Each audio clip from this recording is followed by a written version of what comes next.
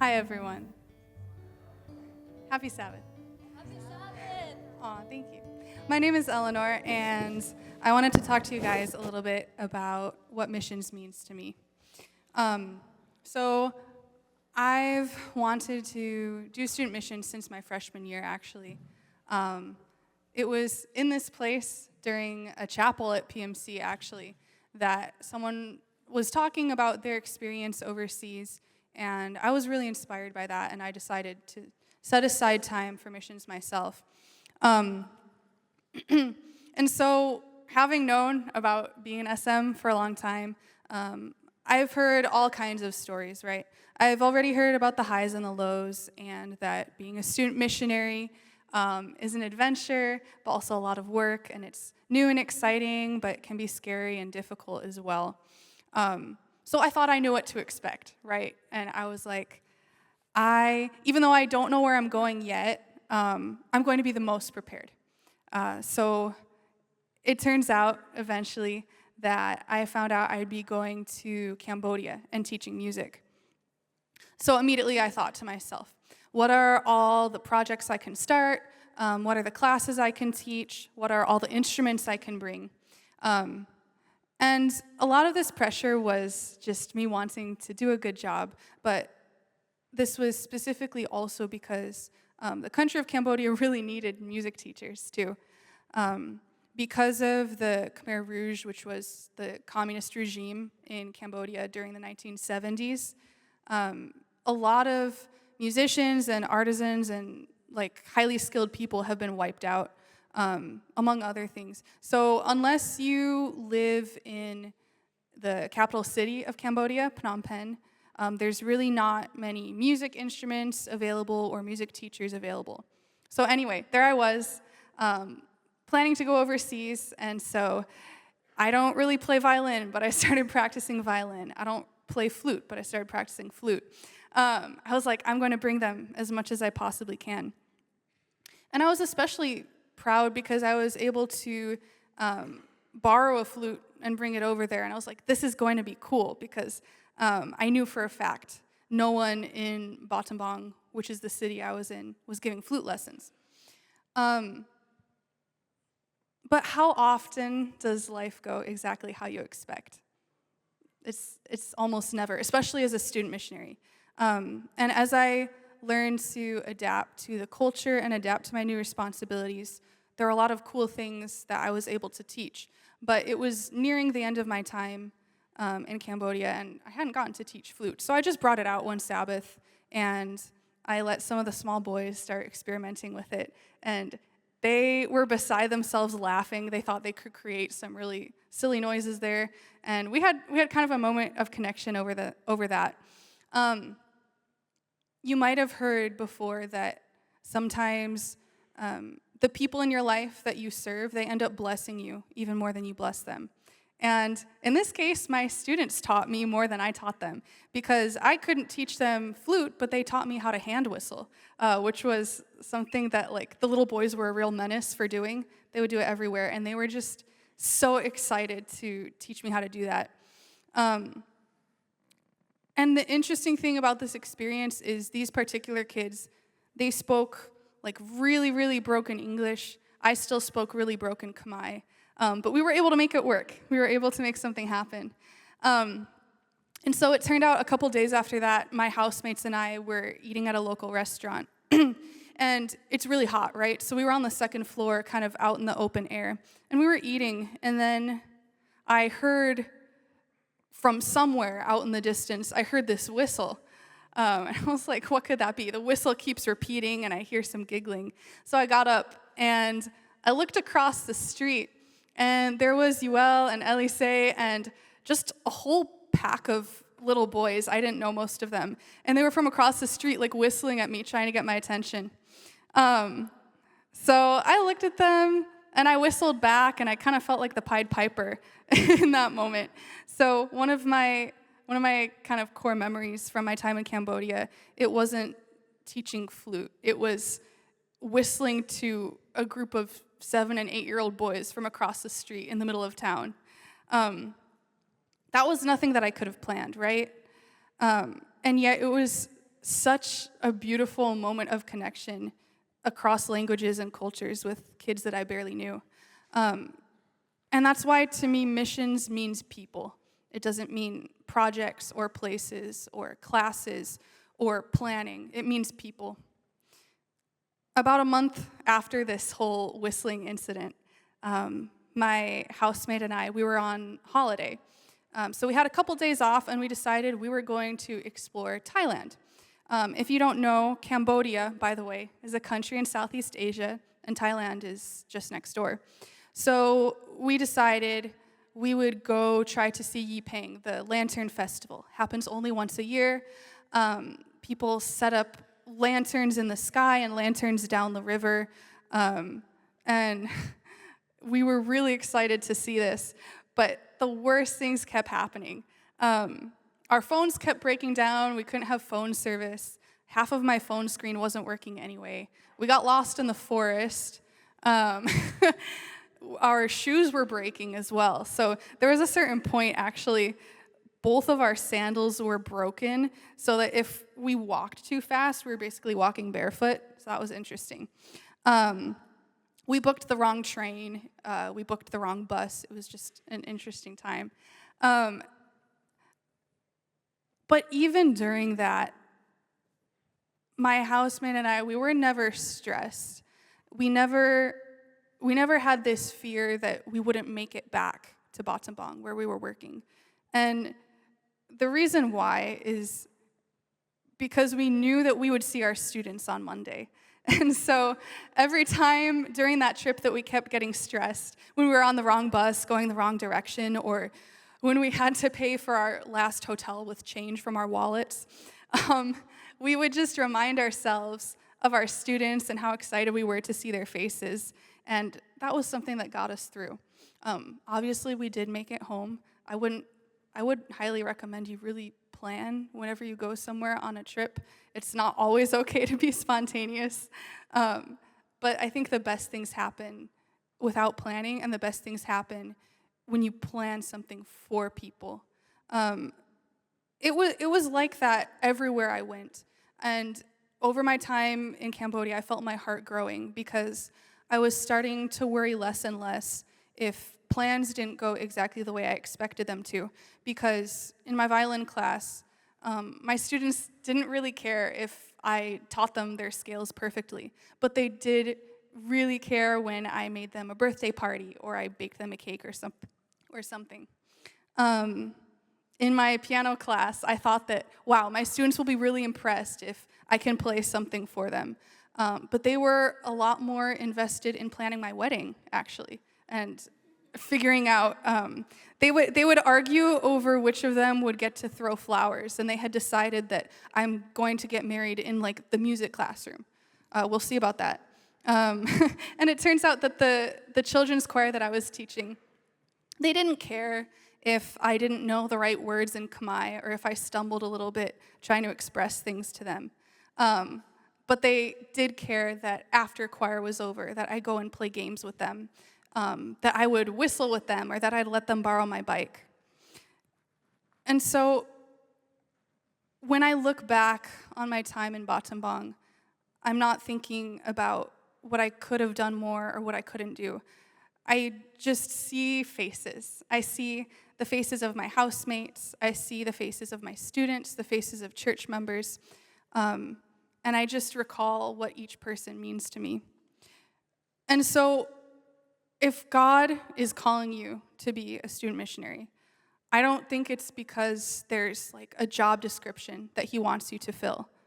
And it could be that you have special skills that God needs in a certain place. But I think it's more about you beginning to understand how simple God's love is. Because God sees us the way that I started to see my students, just excited to spend any amount of time with them as he can. It's like this verse that I'll paraphrase from John 15, and it says, "This is my commandment, that you love one another, that your joy can be full." So if you're a person who's tired, always hustling from here to there, who's worried about your next class, your next achievement, I would encourage you to go do student missions.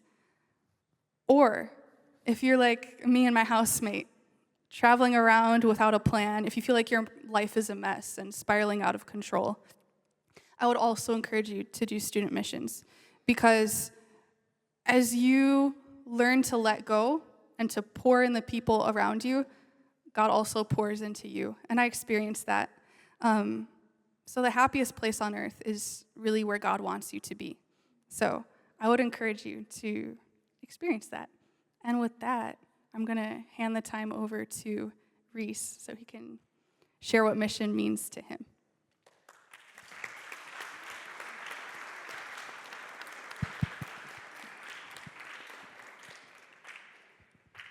Hello, proximity.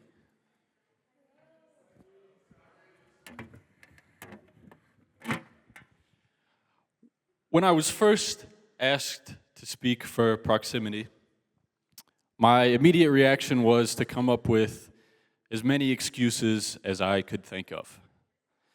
I have a test this week. I have to pack my stuff for Thanksgiving break, right? Anything and everything to get out of that uncomfortable situation. And then I thought to myself, it's very similar to how I first reacted when I felt called into the mission field. You see, in life, oftentimes when you're confronted with a situation, it could be a test, some hurdle in life that you have to get over, we tell ourselves these things, I like to call them what-if statements. What if I'm not good enough? What if I didn't study hard enough for the test? What if I'm not capable of accomplishing this goal?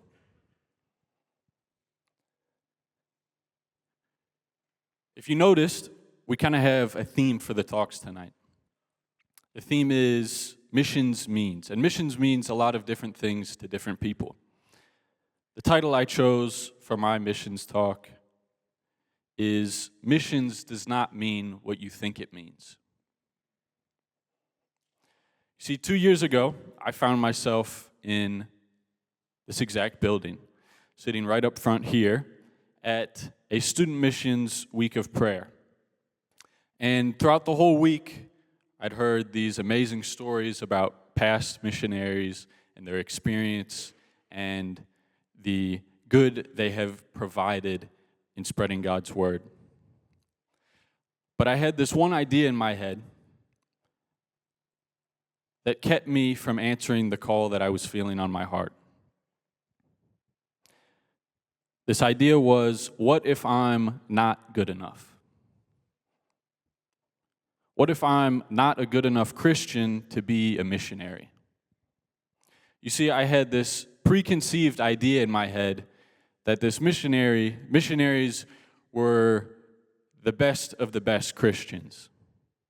They were the people that read their Bible every day, led out in small group worship, spoke at proximity. I had this imaginary checklist in my head of all the things that a great missionary should do and should be doing when they're at home. And in my head, I met none of these requirements. And so I find myself sitting here, a longing on my heart to do something more, with this one idea holding me back from taking that step. And the speaker that particular day said something that changed my life for the better. In fact, it flipped my entire worldview on its head. And he said this: God does not need you. God does not need you to be a missionary.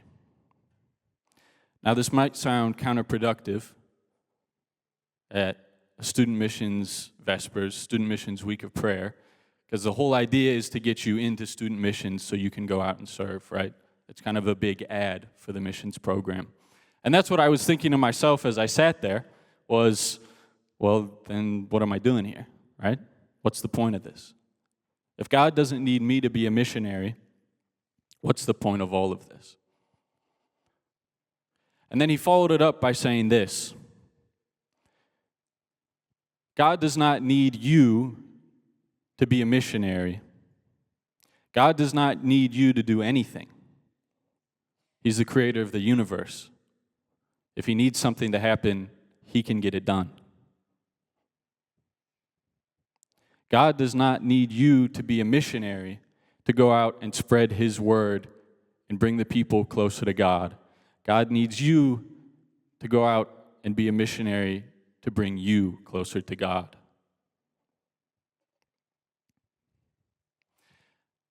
And so I sat there shocked because all these ideas I had in my head, what if I'm not a good enough Christian?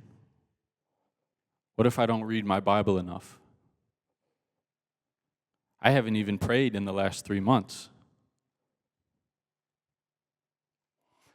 All of these things that I thought were the perfect excuse to keep me out of the mission field turned out to be exactly the reason I needed to go out and serve. I hadn't read my Bible in 3 months. Go out and be a missionary. I hadn't prayed in even longer than that. Go out and be a missionary. The sign could not have been clearer. In life, we tell ourselves a lot of these what ifs. What if I'm not good enough to be a missionary?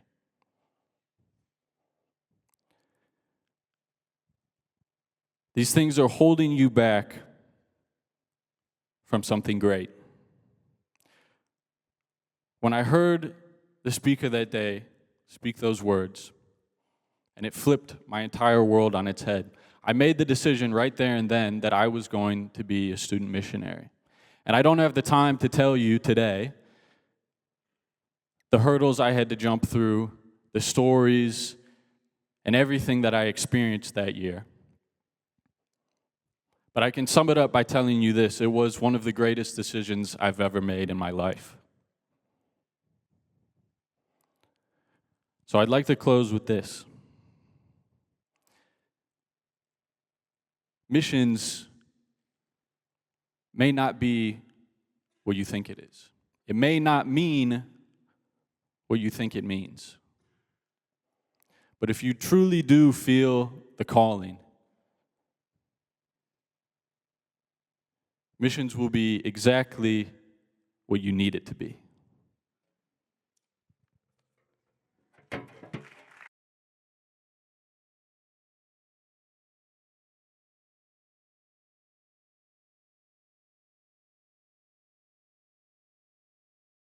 Hello, everyone. Hi. I want to start off with a verse, Philippians 1, verse 6. He who began a good work in you will carry it on to completion until the day of Jesus Christ. So for those of you who don't know me, my name is Sophia, and last year I was a student missionary in Kenya for the whole year. And for the first 2 weeks, I wanted to quit and go home. But I didn't, and I'll tell you about what kept me there. So today I want to talk to you about how mission is your calling from God, not someone else's calling, yours. So I was in a part of Kenya near the south. I lived near the Masai Mara Animal Reserve on a beautiful property you can see here. And I was working in a children's home, a place called the Omalaika Trust, where they take care of babies and young girls whose families and homes aren't safe for them to be there.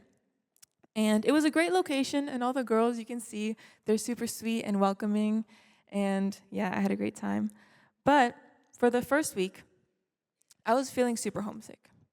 It got to a point that I had to delete literally all my social media because I was seeing a lot of people that had already been out for maybe a month or two, and they just looked like they were thriving, they were doing great things in their locations, and I wanted to be a great student missionary. I wanted to be confident and spiritual, but it felt like I just kept messing up in the things that I had to do day to day. I wasn't really adjusting to the place where I was, and I thought of myself as someone that could decently adapt to the places that I would go. And yeah, these are more pictures. I miss them. But yeah, but instead, I was going through it. I felt like everyone else was doing amazing things for God, and I was just there. I was comparing my experience to everyone else's and convincing myself that I was falling short. As time went on, I gave it a few weeks, and I got used to my routine at the trust. I had some jobs that I would do every day. As you saw in some slides, the babies were in their high seats. We would help feed them, take care of them. We would take care of the girls. We would also plan worships, and I would help in the garden, cooking, different stuff like that. And my schedule would change depending on the day that it was, but there was one part of my schedule that stayed the same every single day of my work week. I took care of this 4-year-old girl. We'll call her Hope. And it was sort of like babysitting homeschool. She was 4, so it wasn't really homeschool. I was just kind of teaching her letters and colors. And she's one of them. I'll let you figure out who it is. I'm not going to tell you. And she was insanely smart. For a 4-year-old, she would carry full conversations with adults, and she could count to 50, which I actually don't know what's impressive for a 4-year-old, but I feel like 50 is pretty high. And she would do this thing where she would hear a phrase, and then she would ask you about it, like, what does it mean? So I was trying to go heavy on manners. I would say, okay, say please and thank you. And then sometimes I'd kind of deviate from the normal path. I would say, oh, no problem. And then she'd say, Auntie Sophie, why did you say no problem? And I would say, oh, well, it's just another way of saying it. And then that would just kind of just rewire into her brain, and that's all she would say for the rest of the week. So I don't know if any of you have seen the movie Big Hero 6 when Baymax is just kind of like rewiring his brain, and Hero's like, oh, it's just an expression. That's how I felt with her, because she would ask all those questions. So she was just a sponge. She would hear everything that was going on. She learned a lot of stuff. She could talk at adult level talk, and she loved being smart. She knew that all the adults around her thought that she was so smart and funny and clever, and she loved being the center of attention and being the best at everything that she did. But she had a problem. She was still 4, and she knew what it meant to win, but she was small, and she couldn't really run fast and beat people at races, even though she knew what it meant to win and lose. She understood all the letters of the alphabet. She could say them, but she had no idea how to write them. And she did not like failing. I would spend time, like an hour every single day with her, and she would make up games and not tell me the rules so that I would lose and she would win. And because she didn't like failing, she had big temper issues. She had so many feelings, and she was so aware of everything, but she didn't understand why she was behind, of course, because she's 4, and she wasn't understanding why she's not functioning at the level that her brain understood. So it was so hard for her to get all those feelings out, and it just came out as anger half of the time. And I can't lie, all the SMs, we were kind of scared every single time that she would get mad, because we'd have to put out some kind of fire with her, and believe me, it was scary when I was babysitting her sometimes, at first. Because there was times that things would set her off, like she wouldn't win a game, or I would tell her, oh, what's this letter? And then she'd get it wrong. And she would just crash out. I remember the first time, it was one of the first times I was with her, and we were doing crafts, and she had a pair of scissors in her hand, and she started swinging at me. And I go, yeah, it was not only that. She would, that happened, or she would, start stomping, she would storm off, or she would try and swing and slap me. She actually bit me twice in the whole year. And she would do this thing. The ladies that were at the home, they took care of the babies, and then when the baby did something that wasn't good, they would point at them like this. And then, here we are, I'm babysitting, and I tell her something really offensive, like, can you please clean up the toys that only you used for this entire hour? And then she'd look at me and go like this. And that's how it would usually start. So I saw that, I would see that sign, or I see her going like this, and I would get so scared, and I would say, no, please, you can have mine. And it sounds like I was getting bullied by a 4-year-old, so I probably shouldn't have told this story, but I'm sharing it anyway. Hopefully you guys still respect me. And so I had a hard time with this girl. And one day, I decided to teach her how to make paper airplanes. And everything was going fine. I hadn't set anything off. And we're about 30 minutes into the hour session, and she was excited. So I'm like, okay, good, it's fine. And all of a sudden, she's like, why does mine look different than yours? And I was like, oh, no, it's okay. It's fine. They're supposed to be different. And that seemed to make it okay. And we finished, and I said, okay, now we're going to throw them. So I threw mine, and she threw hers, and mine was like 2 inches further than hers landed. And she got so mad. She didn't hit me or anything, but she just stomped off. She was crossing her arms, and she went and she hid. So here I am. I'm wondering, what happened this time? Why is she so upset that it's not exactly the same? And she was off in a corner, hiding from me, and I realized she wasn't really mad. She just didn't know how to make an airplane, and she didn't like how she measured up to someone else. And I realized I had been the same just a few weeks before. My own airplane, or my experience as a missionary, wasn't measuring up to what I thought I saw around me in other people's highlight reels. I had no idea what I was doing, and I thought other people did. So let's pause there, because how many times do you let this happen to you? You measure where you are based on someone else's life or calling, a calling that was never meant for you, but as if yours being different will take away from what you have to give. And literally everyone does it. I'm not here to shame anyone. Even the disciples were like this, if you see in the Bible. And the disciples were pretty amazing people of ministry. But you can see in the Bible in John 21, verse 23, there's a rumor that John would not die. And the disciples hear this, and it's because of something that Jesus said to Peter. And they're talking about it, and Peter asked Jesus about him, saying, Lord, what about him? Because of this rumor that they heard. And Jesus replies, if I want him to remain alive until I return, what is that to you?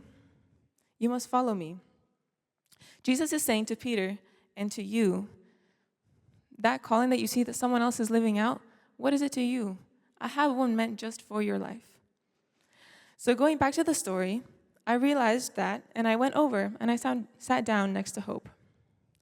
I don't know what it was that made me say this, but I told her, hey, Hope, I'm sad too.